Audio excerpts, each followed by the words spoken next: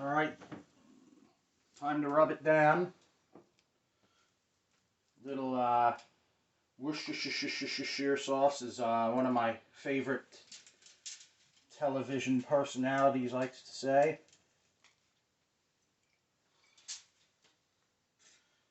Give it a good coating.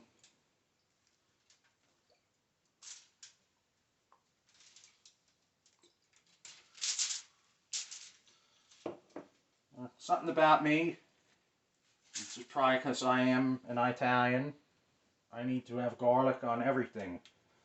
So pretty much almost every meat that I smoke, it gets some of this garlic rub on here. This is a Flavor Anonymous Double Down. Put it in a bottle. So I'd shake it out. And I give it a pretty generous coating on brisket. When I do ribs, it's a light dusting. And this is what I would call a pre-rub. It's the rub before the rub. And this one I actually do rub it around because I'm trying to get it mixed in with the Worcestershire sauce. When I put the main rub on, you'll see that I just pat it down. But this one I actually rub in because I'm almost trying to make a garlicky Worcestershire paste with it. And yes, I do put it on the fat side. You know, a lot of people go, oh, you don't have to do that, you're wasting rub. I've always done it this way, so I'm not going to stop. Definitely want to get the sides.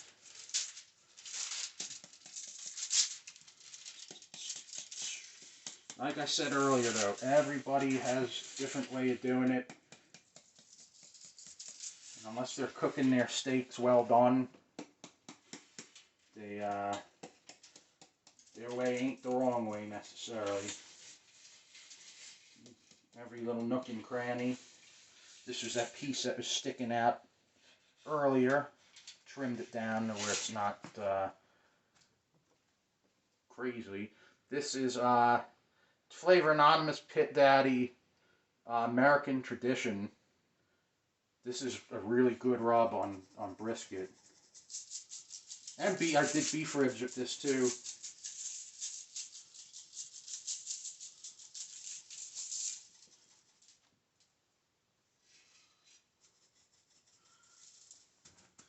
Patting it down, unlike the first rub. First rub,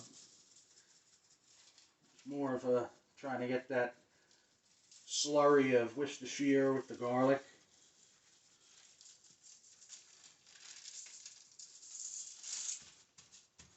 I got these shakers from local Ace Hardware. They're pretty good. They're not the best, but they're definitely not the worst I've used.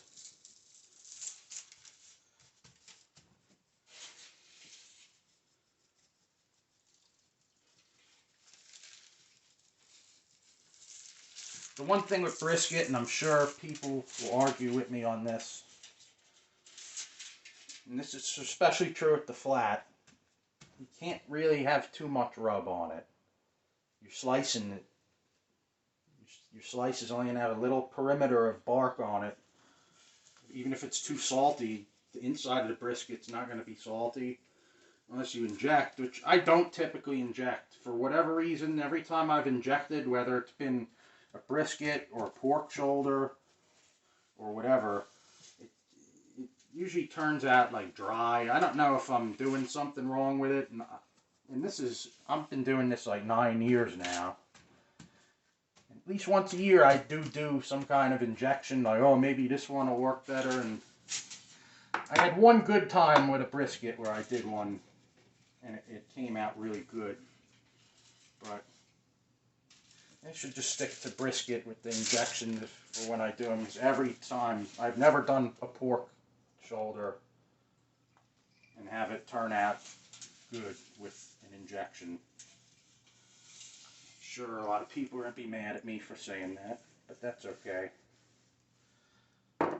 Speaking of pork shoulder, I got one over there.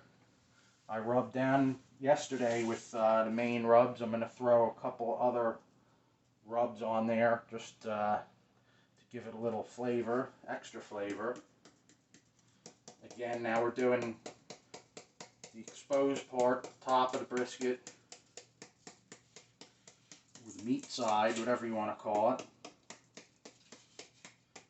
with my garlic rub from Flavor Anonymous, which is quite good. One of 2 garlic rubs that I like. I have been making some of my own rubs, still getting there. Not nothing that'll make you go wow just yet, but it's coming. When I start experimenting on stuff like that, it's only a matter of time.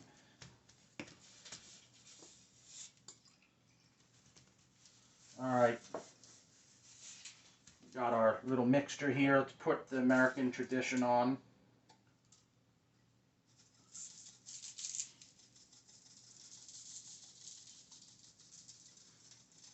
Get a good coat of that.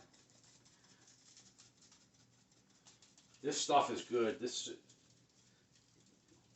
got almost like a sweet profile to it.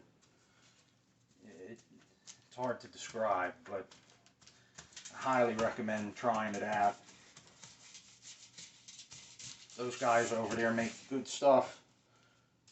They make chicken and fish dredges too. They're really good.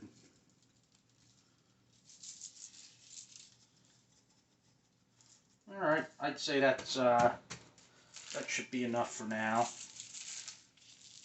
See how it looks once it's rested for a little bit. But I'm liking the way it's looking. And this is going to be a good one. I don't know if I mentioned earlier, it's a choice brisket from Giant, the local place up here. One of the best briskets I've ever done, one of the best non-Wagyu briskets I've ever done was from there. So, hi.